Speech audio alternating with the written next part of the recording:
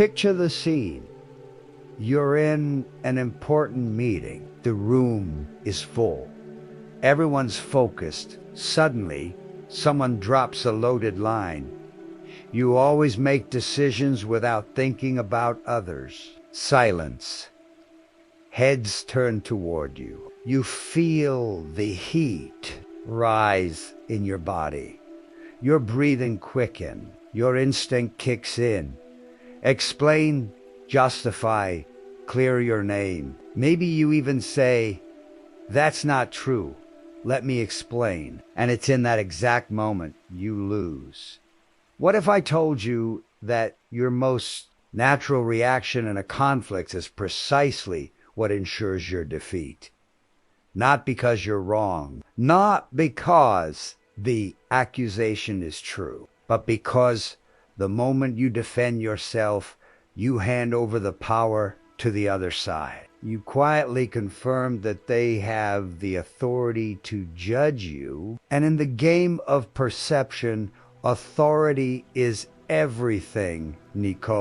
Machiavelli in the 16th century already understood this. In De Princi, he wrote that men judge more by the eye than by the hand, meaning public perception shapes reality far more than objective truth. In other words, the moment you rush to explain yourself, the image people have of you changes and not in your favor. Let's leave theory for a moment and go into practice. In 1973, Richard Nixon tried to defend himself against accusations in the Watergate scandal. Instead of ease and suspicion, his long explanations and endless justifications only deepened the public's perception of guilt. People didn't see an unfairly accused president. They saw a man desperately trying to save himself. This isn't just politics. It's human psychology. The more you speak to defend yourself, the more it looks like you have something to hide. And it's not just in politics. Companies fall into the same trap. In 2017, United Airlines faced a PR disaster when a passenger was forcibly removed from a flight. The company's initial response was defensive and filled with technical justifications. The result? Public outrage grew, stock prices fell, and the brand was scarred for months. Only when they shifted to a more controlled and less defensive tone did they begin to regain trust. Science backs this up. A 2018 study from the Harvard Business Review found that leaders who respond defensively to criticism are seen as 28% less competent and 33% less trustworthy. Why? Because the act of defending signals, even subconsciously, that there's something worth defending. It's like watching someone quickly hide an object and say, "It's nothing." Our brains don't accept it's nothing. We want to know what it is. Social psychology calls this the defendant effect. When someone is accused and begins over-explaining, the audience often interprets it as confirmation of guilt. That's because our brains use a cognitive shortcut. If they're innocent, why are they so eager to convince me? Eastern traditions. Notice this centuries before modern psychology in Taoism. There's the concept of wu-wei non-action, or action through non. It's not passivity, but the deliberate choice not to react to every stimulus. It's the understanding that more often than not, strength lies in remaining still while the other side exhausts itself. Zen Buddhism teaches something similar. The Zen master does not immediately respond to provocation. He observes. He allows the words to echo and fade like ripples on a pond that disappear on their own. He knows that the rush to explain isn't a sign of clarity, it's a sign of insecurity. And in the game of power, Insecurity is the scent predators pick up on. So why is this so hard for most people? Because we've been trained since childhood to explain ourselves in order to be understood. From school to family to the workplace, we're rewarded for quick clarifications. Society tells us that fast explanations resolve misunderstandings. But in the arena of power, that logic flips. Speed to clarify. Docent to earn respect, it earns pity. And pity is the opposite of authority. Here's an interesting data point from Stanford University. When two groups of observers were shown the same conflict, one where the accused responded immediately, and one where they waited a few seconds before answering, the silent group perceived the delayed responder as more confident, even without knowing whether the accusation was true. Just controlling when you speak shifts the perception of power. Now imagine applying this in your own life. Instead of replying instantly, you pause. You observe. Maybe you give a small, knowing smile. And sometimes you don't respond at all. This micro act of psychological control flips the frame. The focus shifts away from the accusation and toward your composure. It's like stepping off the defendant's bench and into the judge's chair without saying a word. Here's the counterintuitive part. You don't need to convince everyone of your innocence. You only need to maintain your position of strength. This is true for presidents and CEOs, but also for everyday life. Real power isn't in proving you're right. It's in never accepting that the other person gets to define the playing field.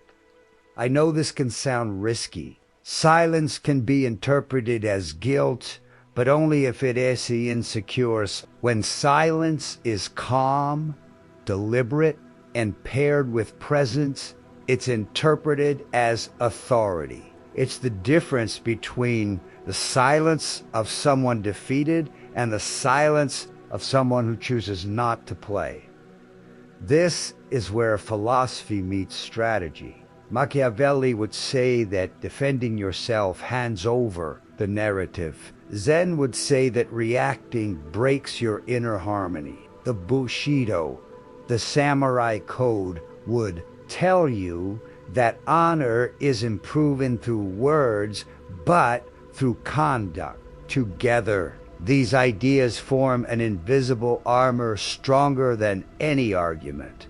And that's exactly what we're going to explore from here on. How to turn your instinct to defend into a posture of power. How to build a presence that doesn't need explaining to be respected. And most importantly, how to apply this in real conflicts, whether in meetings, on social media, or in personal relationships.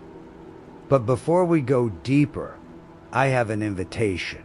If what you've heard so far has already made you rethink your approach, consider becoming a member of this channel. This isn't just financial support. It's a way to ensure we can keep producing deep, well-researched content that doesn't rely on shallow formulas. By becoming a member, you help maintain a fortress of strategic and philosophical insight you won't find just anywhere. Take a breath, because in the next chapter, we're stepping directly onto the psychological battlefield. We'll uncover exactly how defending yourself becomes your prison and how to escape it with surgical precision.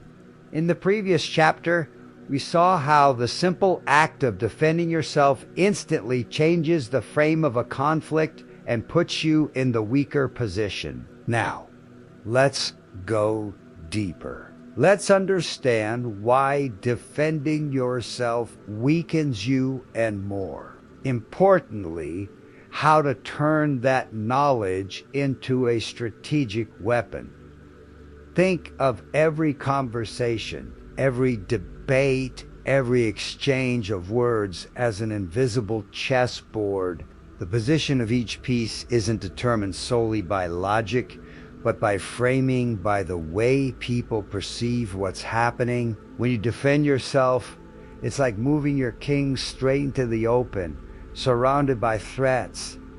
It may be honest, it may be heartfelt, but strategically, it's suicide. Psychology has a term for this.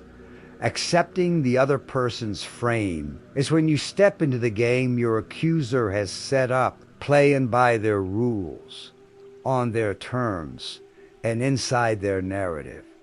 The moment you say, "That's not exactly what happened," you've already admitted the accusation is worthy of a response. You've stepped onto their battlefield, and on their battlefield, they hold the advantage.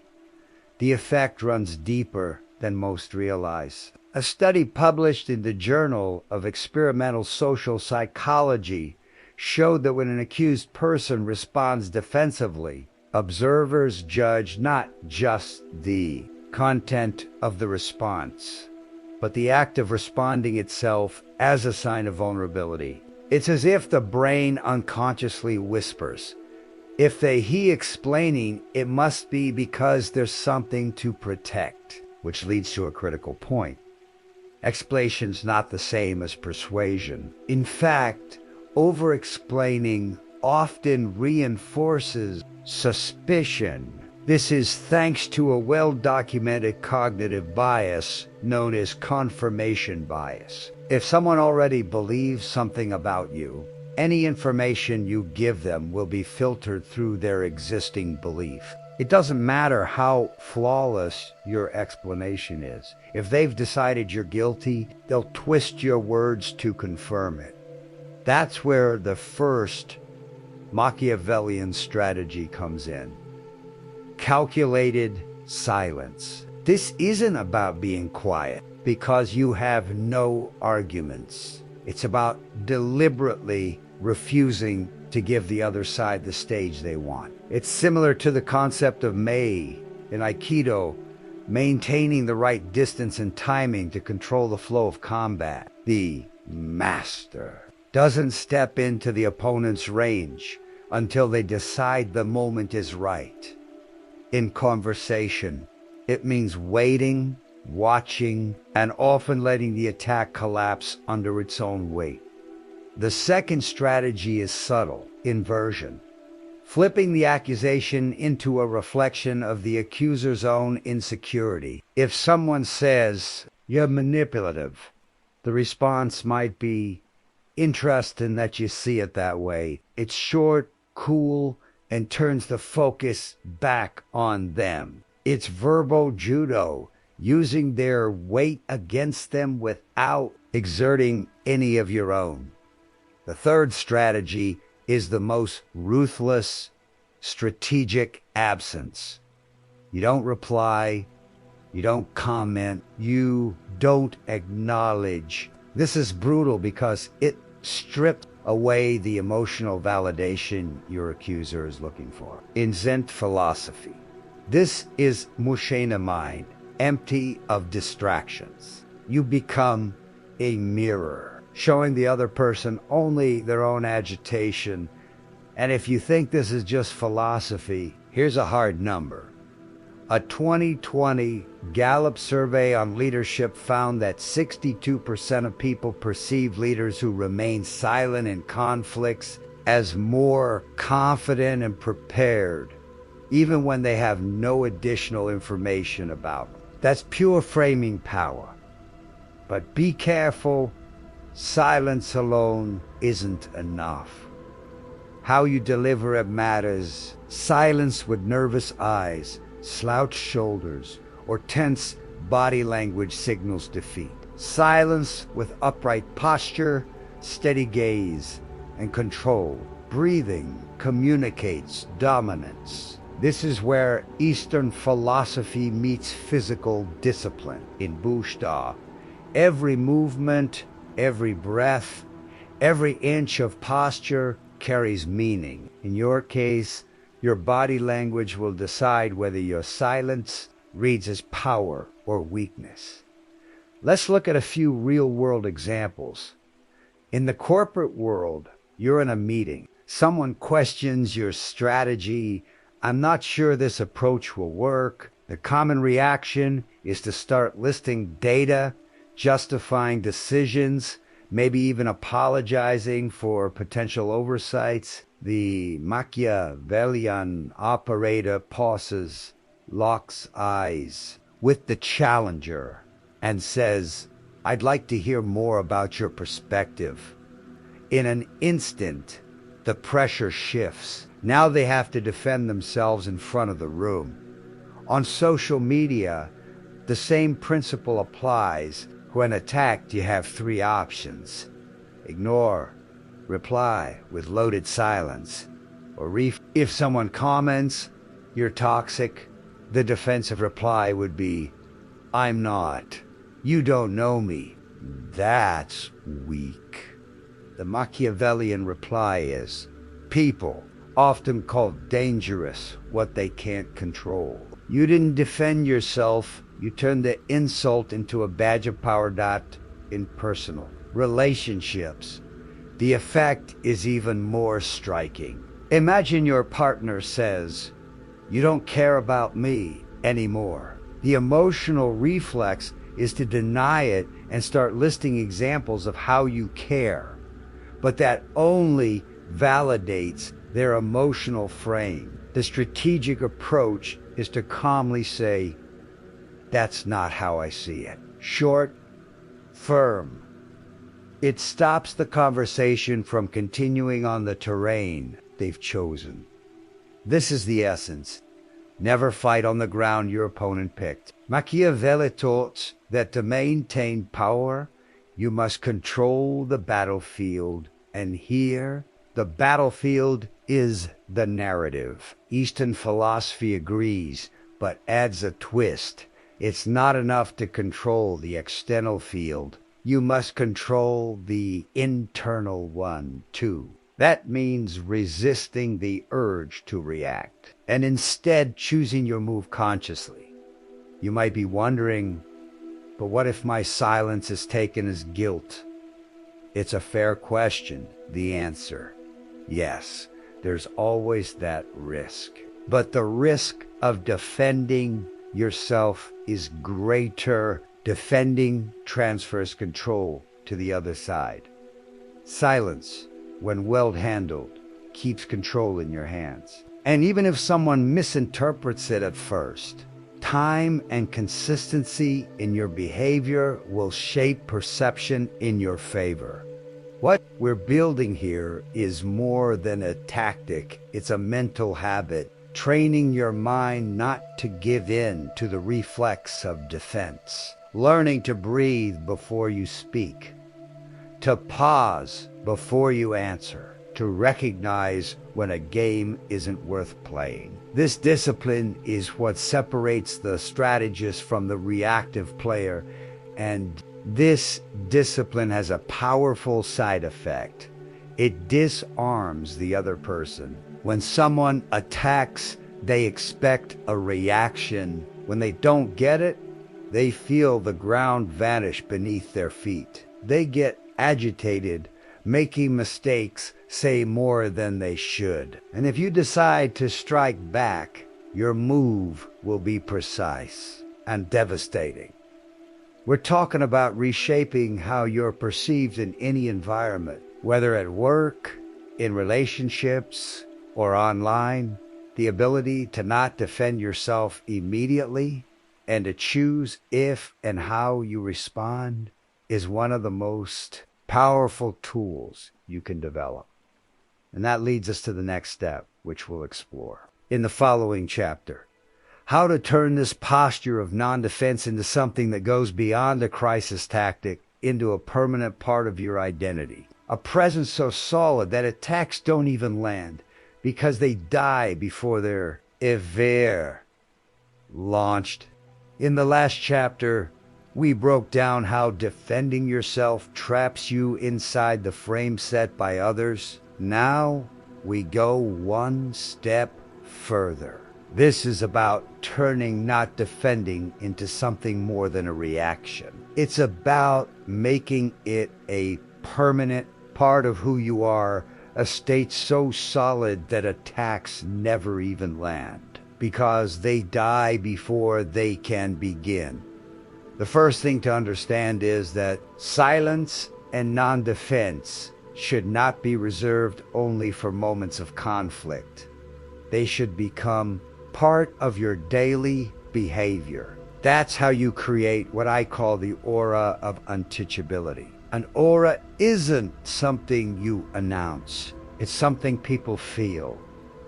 Stanford University research shows that leaders who remain calm and composed under pressure are perceived as 39% more competent and 45% more trustworthy, even without proof of their actual ability.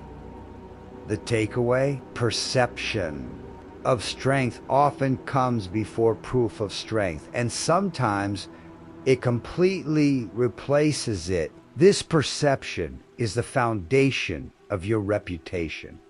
Think of figures like Winston Churchill or Nelson Mandela. Both had something in common. When challenged, they didn't rush to react. Mandela, in particular, used silence as a political weapon. He let the other side speak, sometimes overspeak. And when he did respond, it was with short, sharp lines that cut like a blade. That control over timing and tone created the feeling that he was always several moves ahead. In feudal Japan, the samurai had a concept called zanchin, meaning the mind that remains. It's the state of full awareness without tension. The warrior isn't passive like a wall. He's firm like a mountain. The attack may come, but it's already dead before it touches him, because his presence alone is enough to intimidate. So, how do you apply this in everyday life? First, realize that the aura of untouchability starts with physical posture. This isn't theater, it's consistency. Shoulders aligned, eyes steady, breathing calm. When someone tries to provoke you and you maintain that posture, the message is clear. Nothing you say will knock me off balance. Second, master the timing of your response. Sometimes the power isn't in what you say, but in the pause between hearing and answering. A 2 or 3 second delay before speaking can be deeply uncomfortable for someone expecting an instant reaction. That pause communicates that you're in control, that you decide the moment, not them. Third, use status statements instead of defenses. If someone says, "You're arrogant," don't say, "I'm not arrogant, you've misunderstood me." That's defensive. Instead, say, "Interesting how confidence bothers some people." You're not defending. You reject their frame and replace it with a stronger one. In business, this is gold. Imagine you're in a meeting and someone tries to undermine your idea. Instead of rebutting point by point, you say, "Let's hear more about your perspective." Suddenly, you're no longer on trial. You're the judge. The focus shifts off you and onto them. That's how you control the frame. On social media, this means not getting dragged into endless back-and-forth arguments with critics. Instead of responding to every negative comment, you drop a single statement that encapsulates your stance and let it sit. For example, people often call dangerous what they can't control. That not only closes the conversation, it strengthens your image. Now, we come to the most philosophical point, the silence that creates myth. When you don't explain yourself, people fill the void with their own interpretations, and more often than not, they overestimate you. Mystery commands more respect than full transparency. Lao Tzu said, "He who knows does not speak. He who speaks does not know." In the realm of power, this means too many words dilute your presence. Silence concentrates it. Of course, there's a balance. This isn't about becoming cold or inaccessible to the point of alienating people. The difference is in the choice. You speak when you decide to, not when you're provoked. You reveal yourself on your terms, not theirs. This selectiveness creates a powerful side effect. People start defending you voluntarily. When you're attacked and you don't react, there's always someone in the group or audience who feels the attack is unjust and steps in on your behalf. This is pure social leverage. Instead of spending energy defending yourself, you let others do it, and when they do, your position becomes even stronger because you didn't ask for their help. But to reach this level, you have to train emotional immunity. That means not just holding back the urge to respond, but reprogramming how you interpret attacks. An attack is NT. Always a sign you're wrong. Often, it's simply a sign you're making an impact. An impact always provokes resistance, but teaches that a warrior does not fight every battle. He chooses the ones that define his path. Likewise, you must choose which words deserve a response. Most don't. This isn't passivity, it's strategy. The real transformation happens when not defending stops being a maneuver and becomes part of your identity. When your very presence communicates without words. I don't play defense. I let others destroy themselves. At this point, you're no longer reacting to the world. You're setting its tone. Here's the final truth. You don't need a good reputation to win. You need a strong one. A good reputation depends on approval. A strong one depends on respect. And respect comes from what people believe you could do, even if you never do it. If you apply what we've covered over these 3 chapters, something interesting happens. The attacks slow down. Not because you fought them off one by one, but because people instinctively realize that going after you is risky. Your posture tells them any blow they throw might come back twice as hard. This is the final evolution. Effortless power, presence that needs no explanation, stillness that isn't defense, but definition. When you reach this point, you won't just be respected. You'll be watched cautiously. And in the game of power, that's worth more than approval. So when someone tries to provoke you, remember, not every battle deserves your sword. Sometimes the greatest victory is standing still while your opponent fights their own shadow.